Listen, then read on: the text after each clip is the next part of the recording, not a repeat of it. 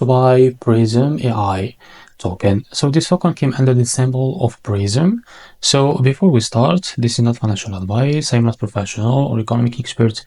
So before investing in any project that you find on my channel, please do your own research. Now, first of all, as you can see, if you notice this, that the liquidity here are locked by 99%, that means it's your investment in the safe place. Now, to be able to buy this token, make sure to click here to copy the token address. As you can see, this token address came under the Solana network. The best choice to buy this token is by using the Phantom wallet. Now, open it, click on swap. Make sure you have enough Solana on your wallet, of course. Now, click here and paste the token address. After that, as you can see, this is our token, click on it. After that, type here how much you want to buy, wait a few seconds, and as you can see, it's how much you receive. After that, select the provider from here. For example, I will use the Iridium via Jupiter. After that, make sure to read all of that information here, and after that, click on swap, and you will be redirected to provider page to be able to buy this token. After that, if you find any issue or face any issue, just go back to this page and switch the slip hash from here or custom it.